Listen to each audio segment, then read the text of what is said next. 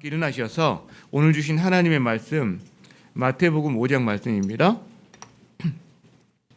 마태복음 5장 43절에서 48절까지 저와 여러분이 한 절씩 교독하겠습니다.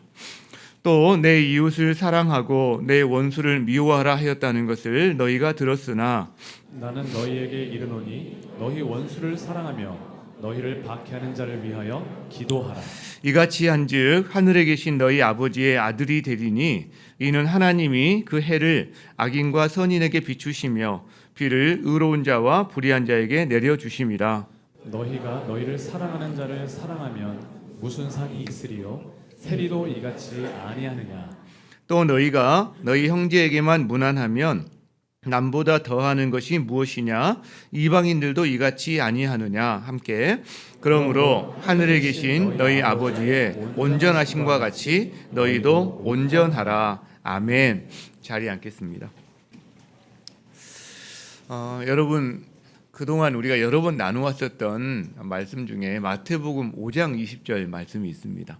혹시 기억하실지 모르겠습니다. 아마 기억하실 것 같은데 한번 읽고 시작하겠습니다. 같이 읽어볼까요? 시작. 내가 너희에게 이르노니 너희 의가 서기관과 바리새인보다 더 낫지 못하면 결코 천국에 들어가지 못하리라. 자, 예수님이 당시에 이 말씀을 하셨을 때 현장에서 들었던 사람들은 아마 좀 놀랬을 거다. 우리가 이런 말을 했습니다. 그런 속담이 있다고 했는데 만일 두 사람이 천국에 갈 수 있다면 한 사람은 바리새인이고 한 사람은 서기관일 거야. 이런 속담이 있을 정도였는데 근데 그 바리새인과 서기관보다 훨씬 더 나은 의를 갖지 못하면 넌 천국에 못 가. 이렇게 말했으니까 참 당황스러웠을 거다라고 생각합니다. 요즘으로 우리가 바꿔 말한다면 어떻게 말할 수 있을까? 여러분이 가장 존경하는 분이 어떤 분이세요? 만약에 그 가장 존경하는 분, 그분보다 훨씬 더 나은 의를 갖지 못하면 안 돼. 뭐 이렇게 한번 생각해 보시면. 혹은 뭐 천주교에서는 뭐 김수환 추기경이라든가 또 우리 기독교에서는 뭐 한경지 목사님이라든가 이렇게 유명하신 어떤 분들이 계시는데 그분들보다 더 나은 의를 갖지 못하면 천국은 안 돼. 이렇게 말한다는 걸 듣는다면 저희들도 좀 당황스러울 거다 이렇게 생각을 듭니다. 자, 예수님이 그 말씀을 하시면서 6가지 예시를 들어주셨죠. 그렇죠. 그리고 그 5가지 살펴봤는데 살인에 대해서 간음, 이혼, 그리고 맹세와 복수에 대한 이 5가지 예시를 우리가 하나하나 살펴보았는데 살펴볼수록 당시 율법사들의 가르침이 얼마나 원래 하나님의 의도에서는 좀 멀어져 있는지 우리가 좀 많이 느낄 수 있어서 시간이 아니었나 생각하게 됩니다. 이제 오늘은 6번째거든요. 이웃사랑에 대한 겁니다. 이웃사랑. 43절을 같이 한번 보겠습니다. 같이 읽겠습니다. 시작.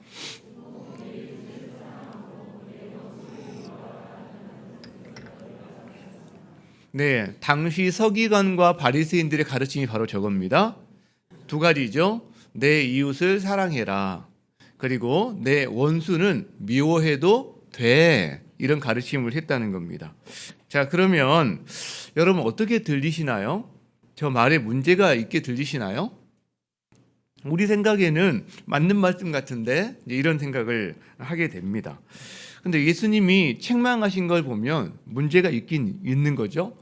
자, 그럼 원래 구약에 저 말씀이 어떻게 기록되어 있는 성경에 원래 어떻게 기록되어 있는지 한번 살펴봤으면 좋겠는데 자, 이웃사랑에 대한 대표 구절이 바로 레위기 19장에 나옵니다. 같이 한번 읽어보겠습니다. 시작.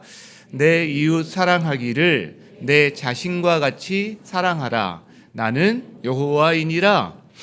자, 그 율법사들의 가르침과 이 레위기에 있는 성경 말씀과 차이가 있나요? 어떤 차이가 있나요? 없나요? 넘어갈까요? 어떤 차이가 있어요? 네, 율법사들은 내 이웃을 사랑하라 이렇게 가르쳤어요. 성경에서는요. 내 이웃을 사랑하는데 사랑해야 되는데 어떻게? 네 자신처럼 사랑해라. 이거 빼버린 거예요. 네 자신과 같이 사랑하라는 거 빼버린 겁니다. 자, 원수에 대한 구절도 한번 살펴볼까요? 원수에 대한 구절 출애굽 23장 보면 이렇게 되어 있습니다. 자, 네 원수의 소나 나귀가 길을 잃어서 헤매이는 것을 보거든 얼른 가서 잡아먹어라. 이렇게 하지 않고요. 그 사람에게 돌려주라고 이야기합니다. 자, 그 다음에 원수의 나귀가 너무 짐이 무거워서 쭉 이렇게 엎드려져 뻗어 있으면 어떻게 하라고요? 그 짐을 내리는 것을 도와주어라. 이렇게 말을 합니다. 자, 잠언에 보면 원수에 대한 구절이 또 나오는데 볼까요? 네 원수가 넘어질 때 즐거워하지 말아라. 엎드려질 때에 그가 뭔가 망할 일이 생겼을 때 마음이 기뻐하지 마라. 왜냐하면 그다음 하나님께서 그것을 보시고 기뻐하지 아니하셔. 그리고 하나님의 진노를 그 원수에게서 너에게로 옮기실까 두렵다. 자, 이런 말을 합니다. 원수가 잘못된 것을 즐거워하거나 기뻐하지 말래요. 자, 한 구절 더 볼까요? 잠언 25장 같이 읽어보겠습니다. 시작. 내 원수가 배고파 하거든 음식을 먹이고 목말라 하거든 물을 마시게 하라. 원수가 지금 배고파요. 굶고 있어요. 목말라 해요. 그래서 우리는 야, 너무 잘 됐다. 고소하다. 참기름 냄새가 진동하는구나. 이렇게 할 게 아니고 어떻게 하라고요? 음식을 먹이래요. 물을 마시게 하래요. 자, 그 다음에 그리하는 것은 핀 숯을 그의 머리에 놓는 것과 같고 여호와께서 너에게 그것을 갚아주실 거야. 이렇게 말합니다. 여러분, 우리가 비록 짧은 구절들이지만 성경의 원수에 대한 구절들을 몇 개 살펴보았는데 과연 이 말을 통해서 네 원수는 미워해라 라고 해석할 수 있는 근거가 여러분 나오나요? 안 나온다는 거죠. 물론 시편에 보면 다윗이 대적들 원수들에 대해서 하나님께서 갚아주시기를 하는 기도 정도가 있긴 하지만 너무나 근거가 약한데 이들이 어떻게 원수를 미워하라는 말을 쓰고 있는지 어떻게 보면 악하다라는 그런 생각이 든다는 거예요. 자, 이들이 하고 있는 게 뭐냐면 말씀을 가감하는 겁니다. 자, 말씀을 빼버렸어요. 네 자신처럼 사랑해라 빼버렸어요. 그리고 덧붙였습니다. 원수는 미워해도 된다 이렇게 덧붙였어요. 여러분, 왜 그랬을까요?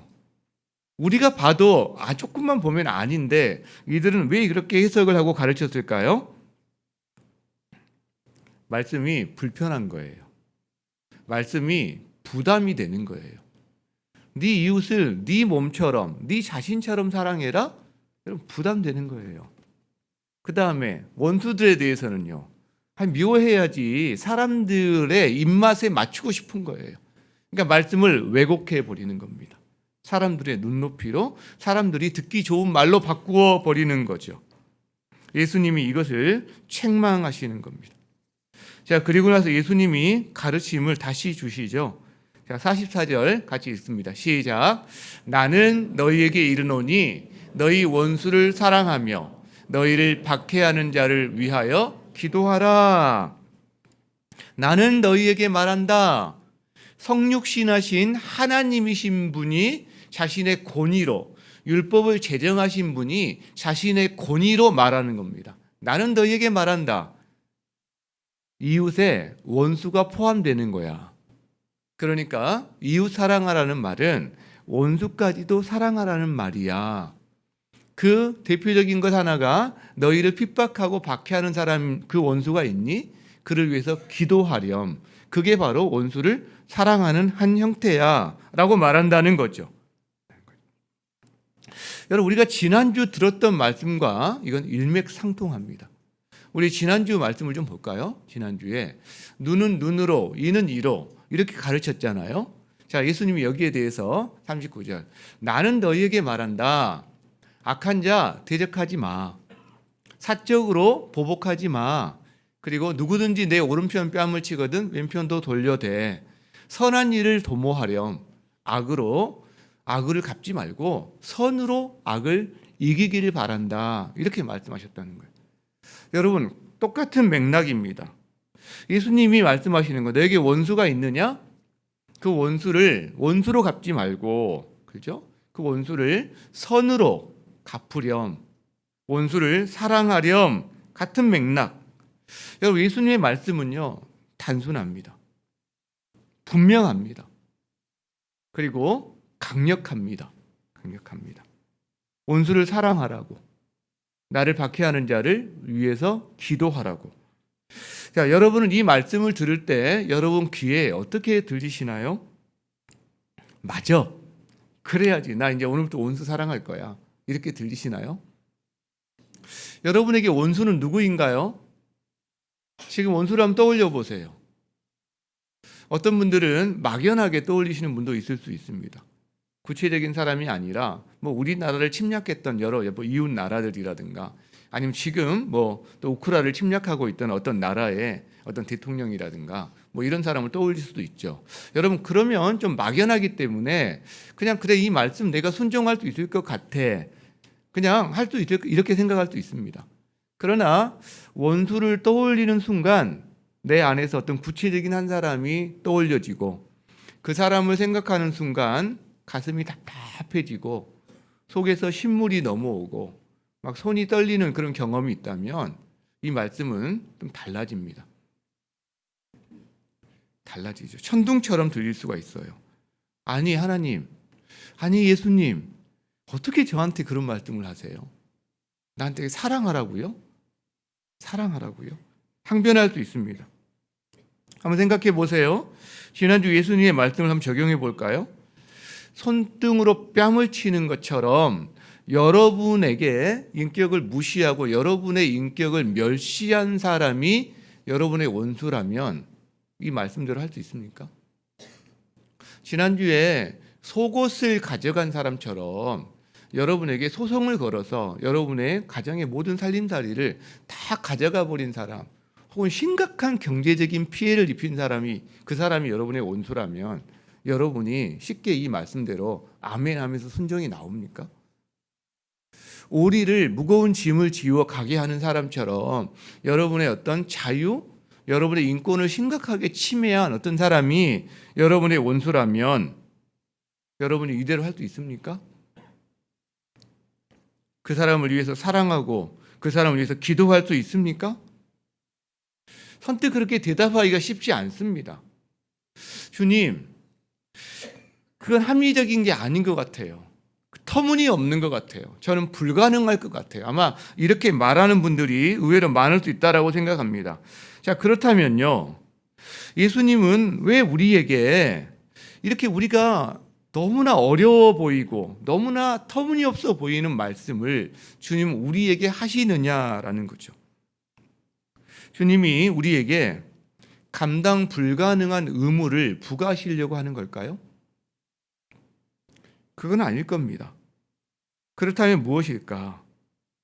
우리가 이미 지난주에 예수님이 복수하지 마라, 사적으로 이렇게 말씀하시면서 그 복수도 사실 하지 말라는 말도 쉽지 않았는데 왜 우리가 사적으로 복수하지 않아야 되는지 이유를 우리가 3가지 정도 지난주에 살펴봤거든요. 여러분 기억나실지 모르겠어요. 그 3가지 이유가 오늘도 동일하게 같은 이유로 원수를 사랑하라고 말씀하신 이유로 우리가 그대로 받아도 됩니다. 그리고 거기에다가 한 가지 더 덧붙여서 오늘 특별히 이 말씀을 통해서 주님이 주신 이유 한 가지가 더 있어요. 자, 그럼 먼저 지난주에 우리가 3가지 살펴봤던 이유가 뭐였죠? 첫 번째 이유가 뭐였습니까? 왜 복수를 하지 말아야 되나요? 오늘 본다면 왜 우리는 원수를 사랑해야 하나요? 첫 번째 이유, 예수님 자신이 그 일을 하셨다는 거예요. 여러분, 예수님이 우리에게 엄청 무거운 짐을 막 얹어준 것이 먼저가 아니라 예수님이 먼저 원수를 사랑하셨다는 거예요. 예수님 자신에게 십자가를 지우고 철못을 뚫어서 못을 박는 사람들을 자기 손과 발등에 못을 박을 때 주님이 하셨던 일이 뭡니까? 기도하셨어요. 그들을 위해서 아버지, 저들을 용서해 주세요. 자기들이 하는 것을 알지 못하기 때문입니다 라고 그들을 위해서 기도하셨어요. 여러분, 십자가에서 예수님을 괴롭혔던 사람들만 원수였습니까? 아니죠. 여러분, 저희들이 예수님의 원수였어요. 여기 앉아있는 제가, 여러분이 우리들의 예수님의 다 원수들이었다는 거죠, 사실은. 그런데 그런 우리들을 위해서 주님이 자기를 내어주신 거 아닙니까? 실제로. 그 말씀을 주님이 로마서 5장 8절에서 이렇게 하고 계세요. 우리가 아직 죄인 되었을 때에, 이걸 로마서 5장 10절로 가면 우리가 원수 되었을 때에 똑같은 말을 사용합니다. 우리가 하나님의 죄인이었어요. 우리가 하나님의 원수였어요.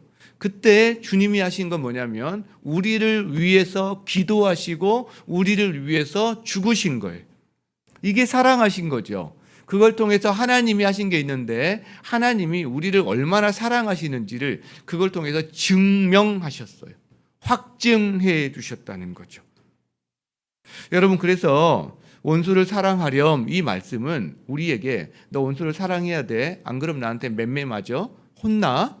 여러분, 이 말씀이 먼저가 아니라 주님이 자신이 먼저 하신 일을 말하는 거예요. 그리고 이제 우리에게 이 말씀을 하고 계시다라는 거죠. 자, 두 번째 이유가 있었어요. 원수 갚는 것은 하나님께 속했기 때문에 그렇다고요.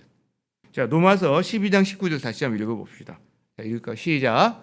내 사랑하는 자들아, 너희가 친히 원수를 갚지 말고 하나님의 진노하심에 맡겨라.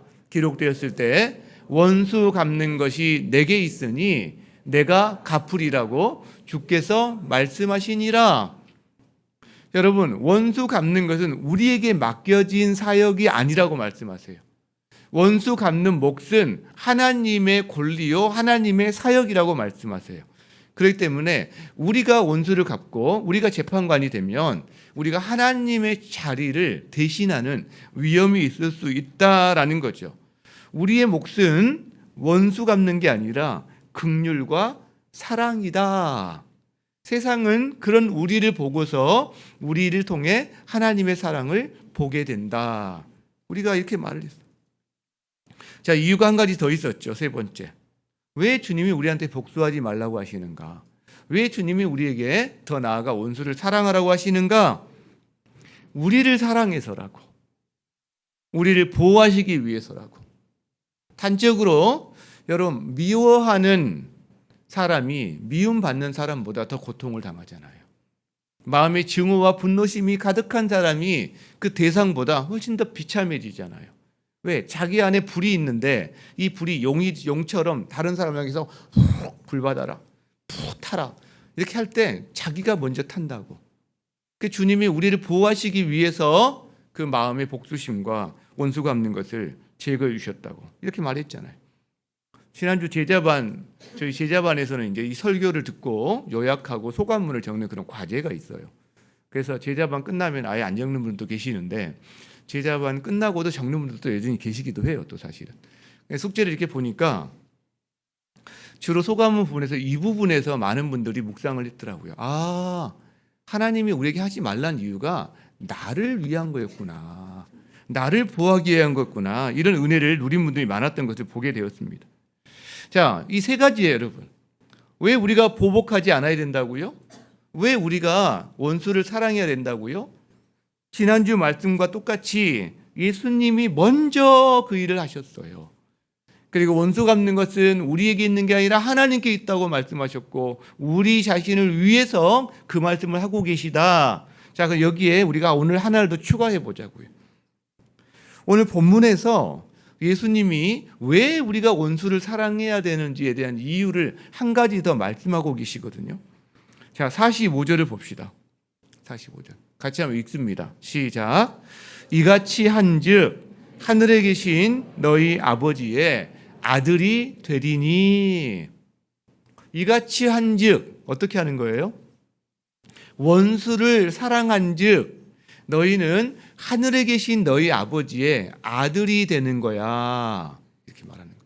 자, 여러분, 그렇다면 우리가 원수를 사랑해야 우리가 하나님 아버지의 아들이 되는 겁니까? 그 말씀이 아니에요.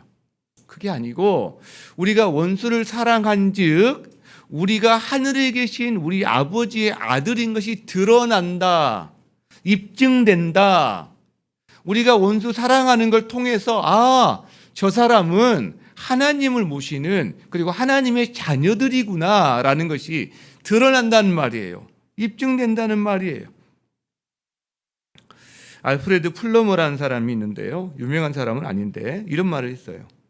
자, 선을 악으로 갚는 것은 악마적인 행위래.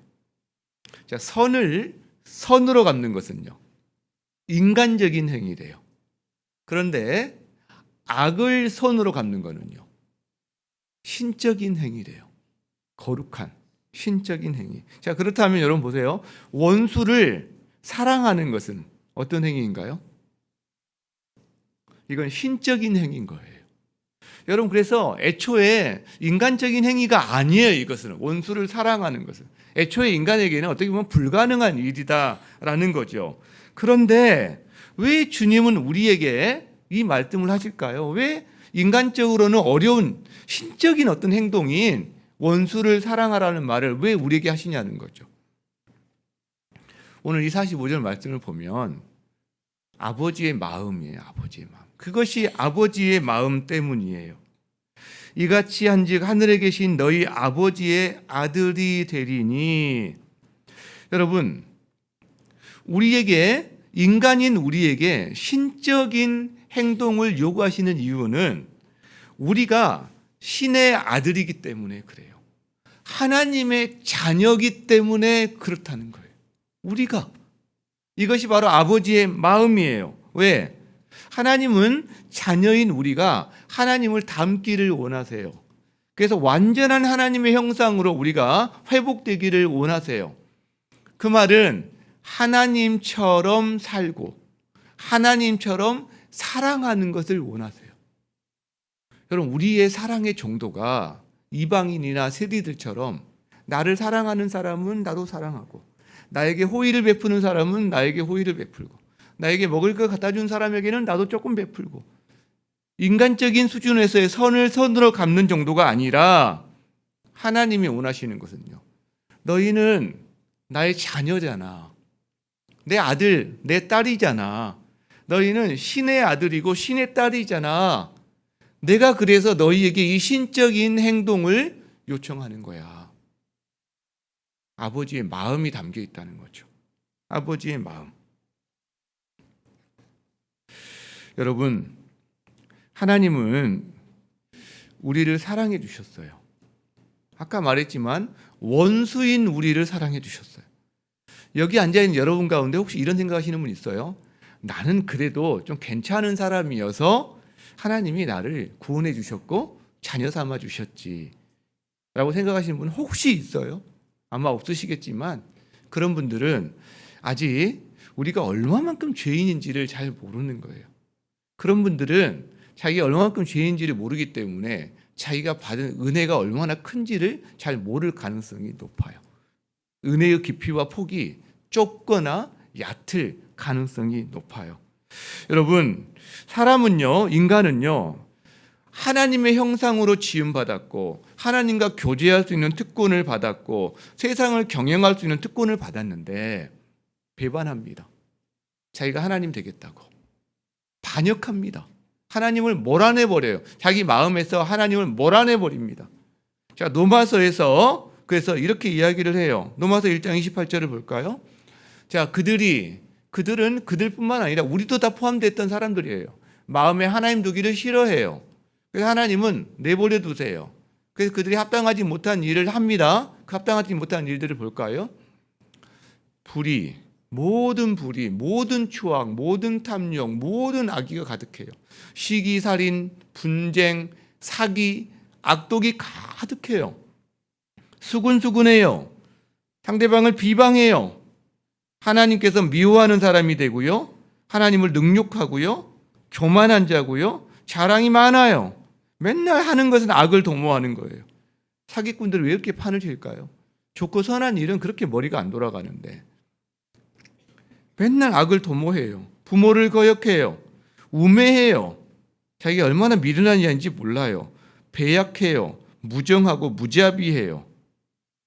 여러분, 이게 원수되었던 우리들의 모습이었다고 이야기를 하고 있어요. 저와 여러분의 모습이었다고. 근데 그 다음에 우리만 그러는 게 아니라 그렇게 살아가는 사람들 보고요. 그래, 잘한다. 잘 살고 있어. 라고 부추기는 게 바로 우리의 모습이에요. 같은 끼리끼리 편을 먹고 싶은 거죠. 다른 사람도 그렇게 살아야 내가 안심이 되는 거예요. 회사에서 자기 혼자만 뇌물 받고 있으면 불안하잖아요. 근데 자기 부서가 전체가 받고 있으면 안심이 되잖아요. 다른 사람도 받게 하는 거죠, 계속.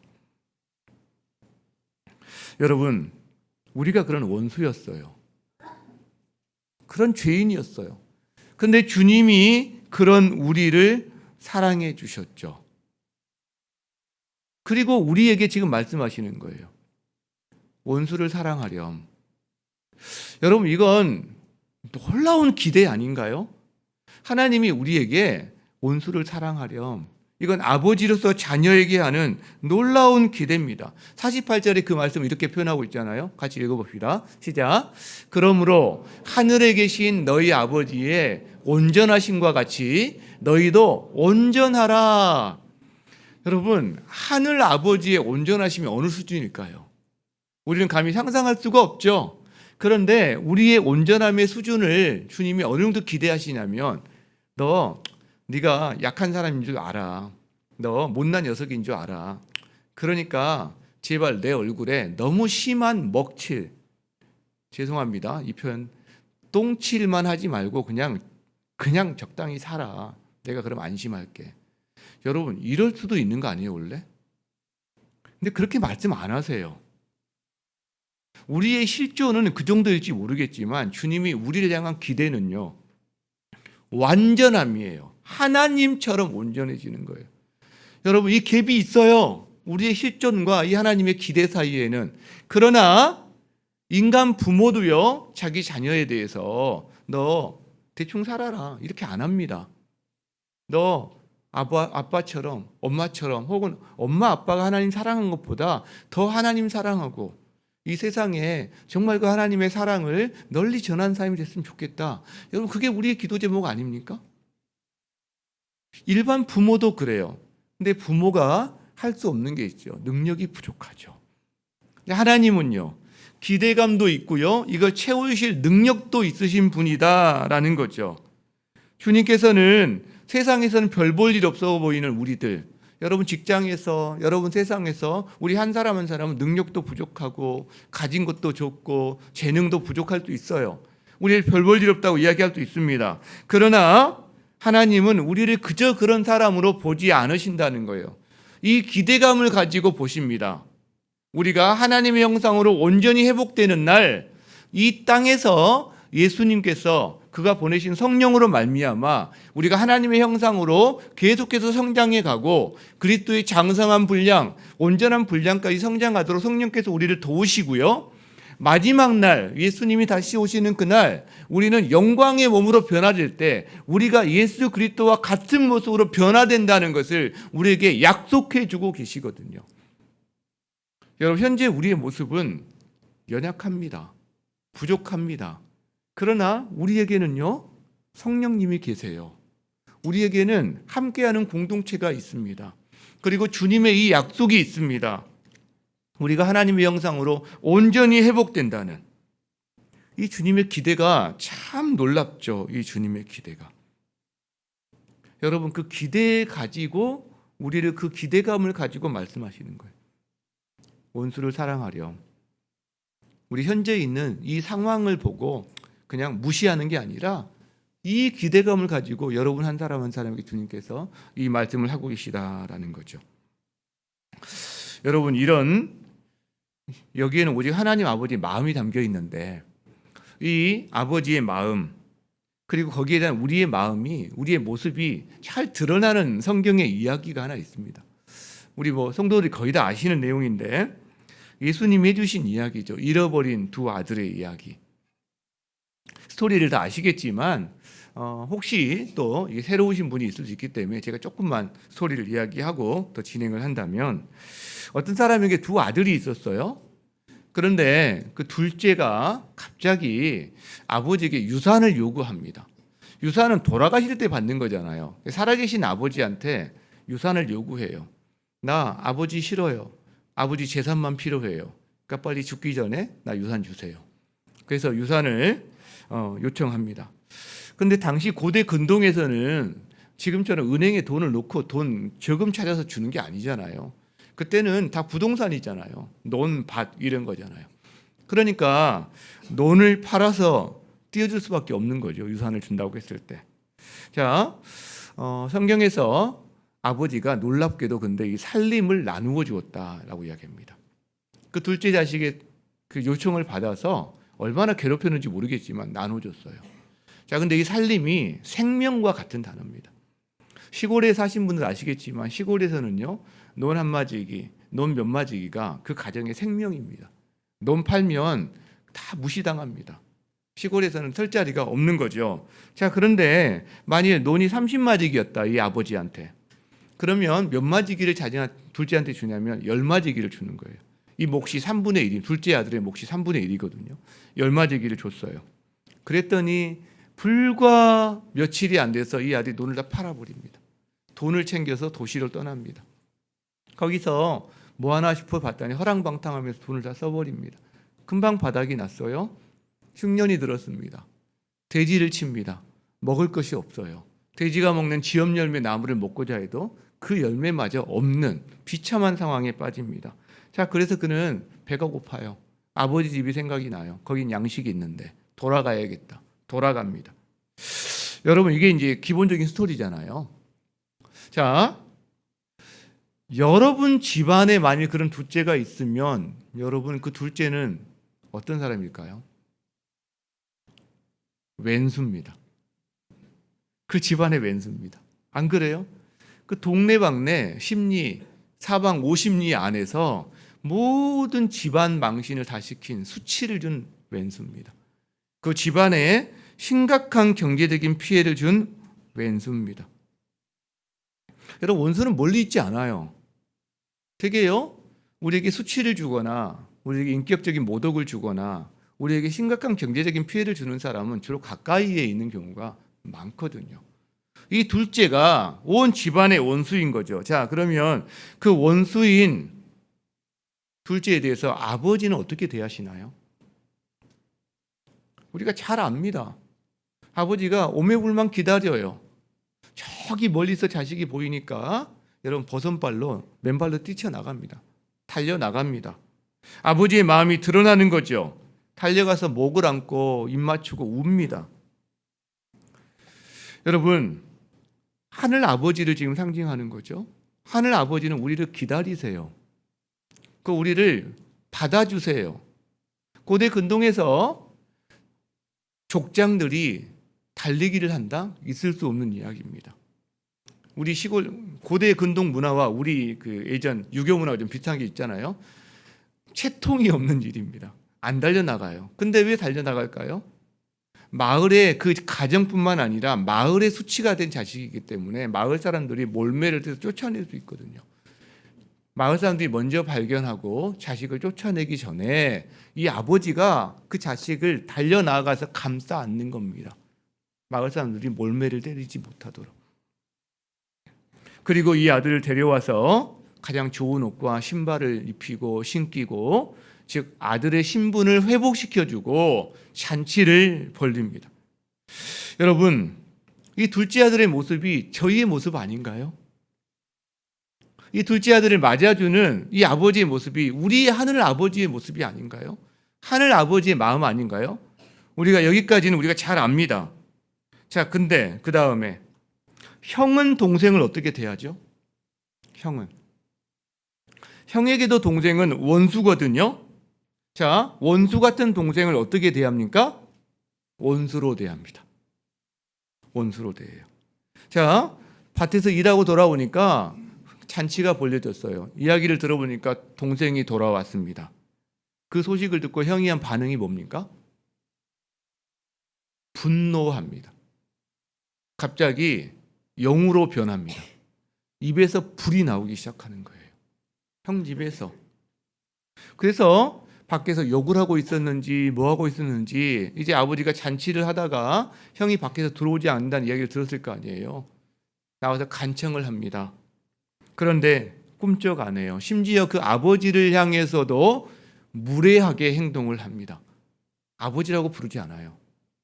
아버지 여차여차하지 않습니까? 이렇게 하는 게 아니라 이것 보세요. 이렇게 말을 합니다. 여러분, 고대 근동에서 족장한테 그렇게 할 수 있는 것은 말도 안 되는 소리입니다. 그렇게 아버지에게 창피를 주고 무례하게 하고 수치심을 줍니다. 여러분, 이 아들이 그러는 거예요. 용서요? 받아들임요? 사랑요? 그런 말 하지 마세요. 아니, 아버지 살림을, 사실은 자기 살림인 생각하는 거예요. 창기와 함께 말아먹인 이 자식을 어떻게 받아줍니까? 여러분, 이 형이 느끼는 감정은 뭐냐면 손등으로 뺨을 맞은 것 같은 그런 수치심을 주게 한 동생이에요. 그런 원수예요. 속옷을 가져간 것처럼 자기 집안의 경제적인 상황을 굉장히 힘들게 했던 그런 동생이에요. 그래서 우리는 이 형의 마음이 이해가 갑니다. 공감이 갑니다. 그럼에도 불구하고 여러분, 이 사실 이 형도요, 아버지 입장에서는 둘째와 똑같아요. 둘째만 잃어버린 아들이 아니라 첫째도 잃어버린 아들입니다. 왜냐? 둘째는 아버지에게 명시적으로 아버지 재산을 빼앗아서 아버지부터 멀리 떠나갔거든요. 이 말은 아버지 싫어요. 아버지 재산만 나에게 필요해요. 이 말이거든요. 형은요, 아버지 곁에 있었지만 형은 아버지 마음엔 관심이 없어요. 아버지 사랑하지 않아요. 나 아버지 싫어요. 아버지 유산에만 관심이 있어요. 근데 동생이어서 내가 받을 유산에 문제가 생겼단 말이죠. 그러니까 이렇게 분노하는 거죠. 그의 관심은요, 아버지가 아닙니다. 잃어버린 아들이에요. 잃어버린 아들. 여러분, 이 시대의 형이 누굴까요? 아버지 집에 있는 사람이 누굴까요? 교회 안에 있는 우리들이 이 형의 모습이 많습니다. 늘 하나님 곁에 있어요. 늘 예배 드려요. 그러나 우리의 관심은 하나님이 아니라 하나님이 주시는 선물이에요. 하나님이 주시는 평안이에요. 하나님이 주시는 치료예요. 하나님이 우리의 관심이 아니에요. 아버지의 마음에는 별로 마음을 쓰지 않아요. 아버지의 마음은 뭐예요? 아버지의 마음? 그 원수 같은 동생이 돌아왔을 때 생명 얻은 걸로 인해서 기뻐하고 잔치를 벌였단 말이에요. 근데 잔치를 벌린 그 자리에 들어가는 건 원치 않아요.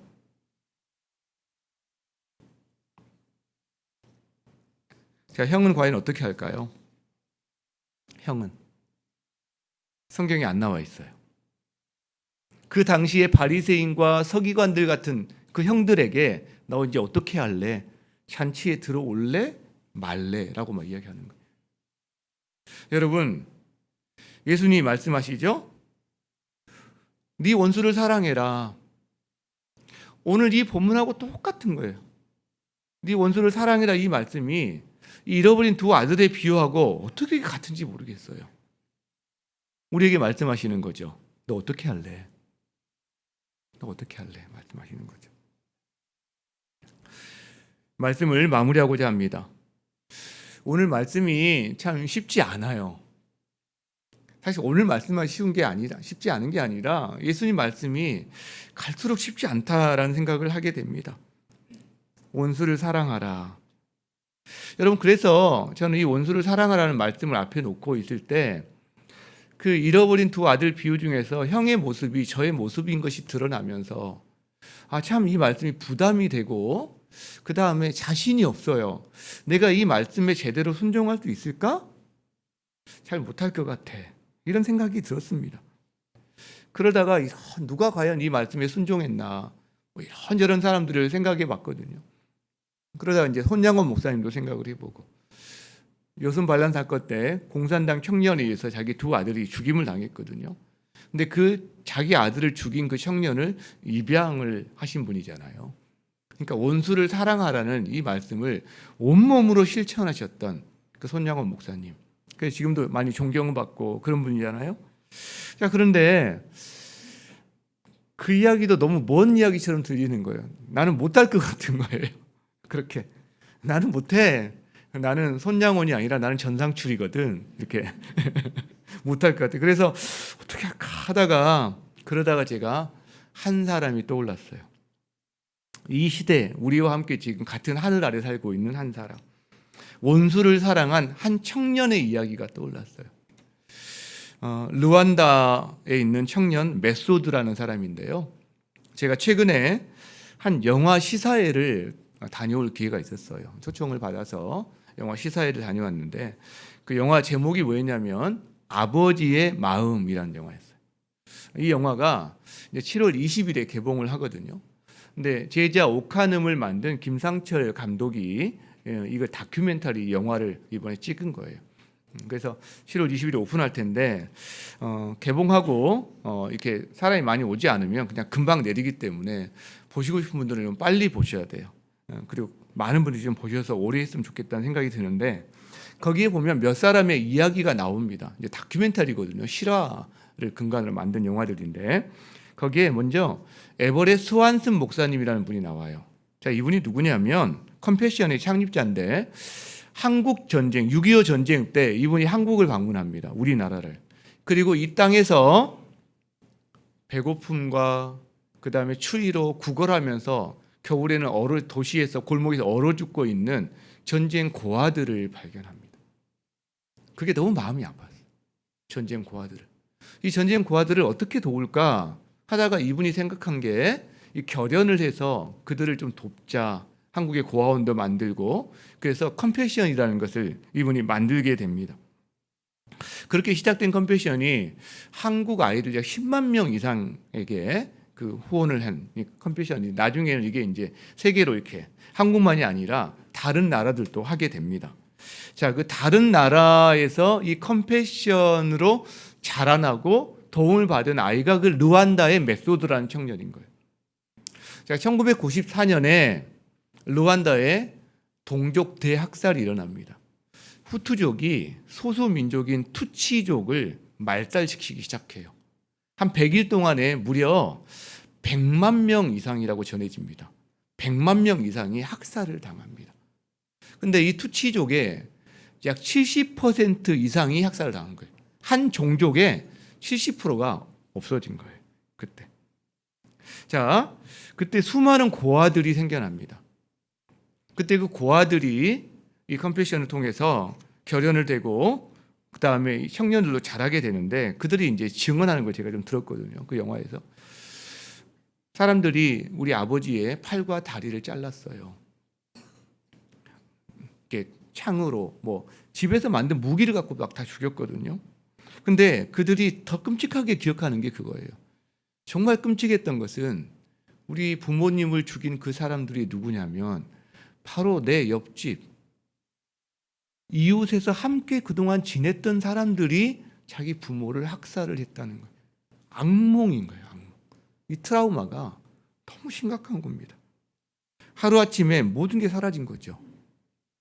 돌아왔는데 집에 돌아왔는데 살아서는 왔는데 어떻게 막 도망다니다가 아무것도 없는 거죠. 부모도 없고 집도 없고 완전 전쟁 고아가 된 겁니다. 여러분 그중에 한 청년이 그런 말을 했어요. 저는 커서 군인이 되기로 그때 결심하고 또 결심했습니다. 왜 군인이 되겠다고 결심했을까요? 복수하려고. 자기 부모님 죽인 사람들 다 죽이겠다고. 그런 게 자기 그들의 어떻게 보면 꿈 같지 않은 꿈이 된 거죠. 자, 그 메소드라는 청년도 그때 아버지를 잃었습니다.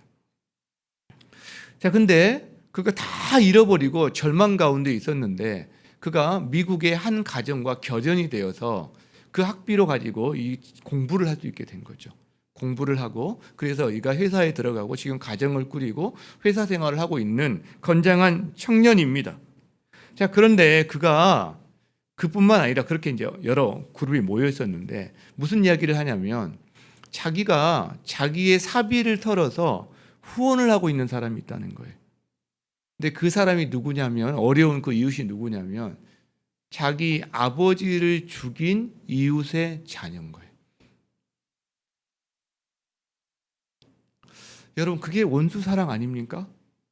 저는 원수 사랑이 너무 어렵게만 생각했어요. 나는 할 수 없다고 생각했어요.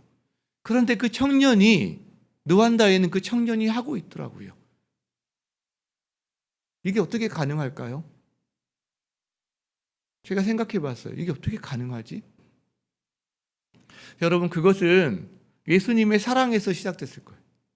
예수님의 사랑에서 시작된 그 사랑이 미국의 한 가정에 흘러들었고 그 사랑에 감격한 그 한 가정이 저기 내가 모르지만 보이지 않는 한 가정을 위해서 여러분 후원금을 보내면서 때로 기도 편지를 보내주고 선물을 보내주고 결연하면서 격려하고 여러분 그 편지를 끔찍히도 보관하고 갖고 있는 거죠.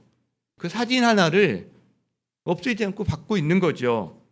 여러분 그래서 그 부어진 사랑 때문에 하나님의 사랑을 경험한 사람은 그 사랑을 흉내라도 내볼 수 있는 것 같아요. 이 청년이 바로 그 후원의 사랑으로 살아남은 거죠.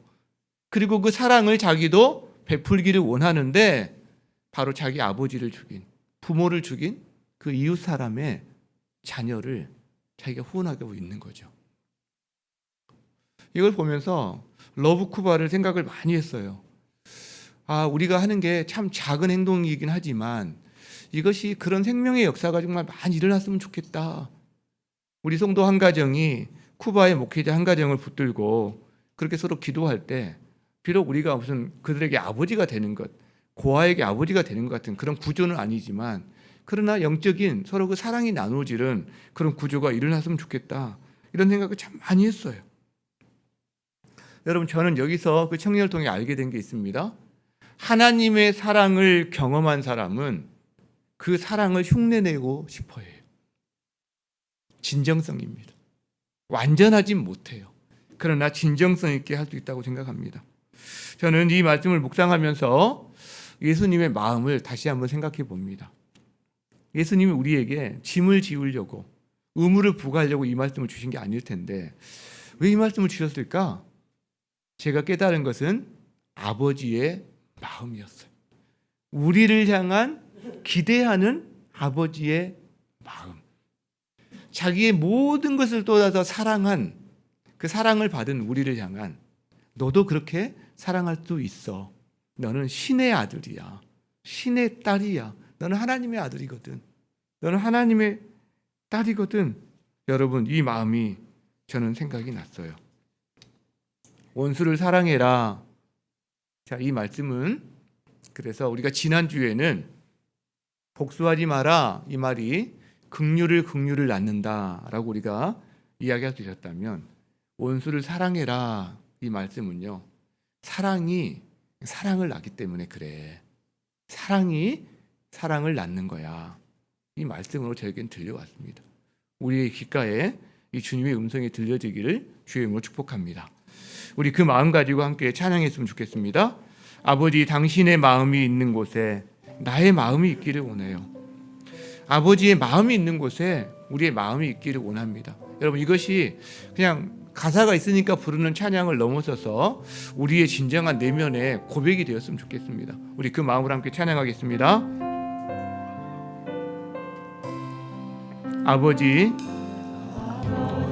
당신의 마음이 있는 곳에 나의 마음이 있기를 원해요. 아버지 당신의 눈물이 고인 곳에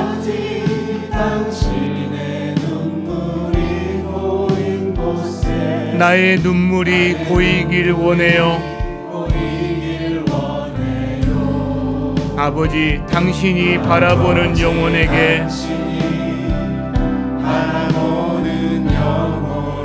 나의 두 눈이 향하길 원해요. 아버지 당신이 울고 있는 어두운 땅에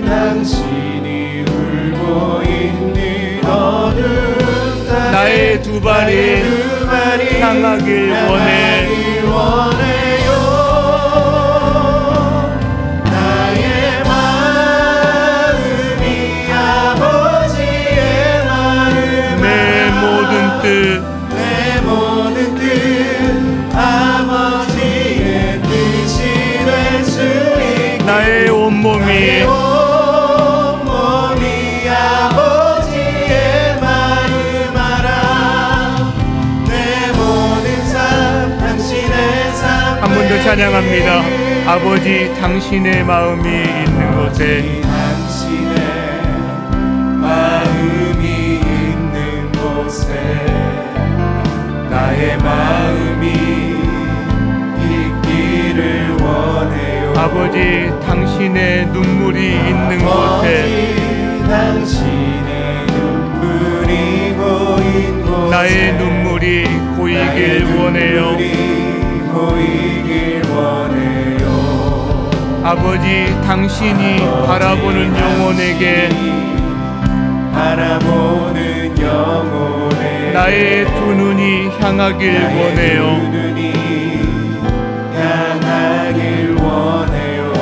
아버지 당신이 울고 있는 어두운 땅에 울고 있는 어두운 땅에 나의 두 발이 향하길 원해요. 나의 마음이 아버지의 마음 알아. 내 모든 뜻 아버지의 뜻이 될 수 있게 나의 온몸이 아버지의 마음 알아. 내 모든 삶 당신의 삶 되게 나의 마음이 아버지의 마음 알아. 나의 마음이 아버지의 마음 알아. 내 모든 뜻 아버지의 뜻이 될 수 있게 나의 온몸이 아버지의 마음 알아. 내 모든 삶 당신의 삶 되길.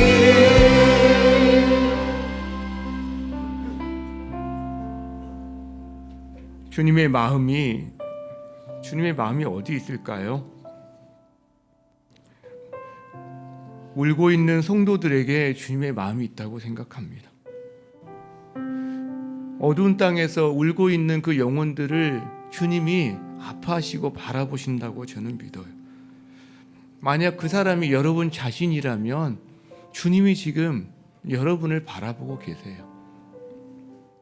그리고 여러분에게 피해를 끼치고 아픔을 주어서 정말 공고한 삶 가운데 하게 했던 그 사람도 그곳 어두운 가운데 있다면 주님께서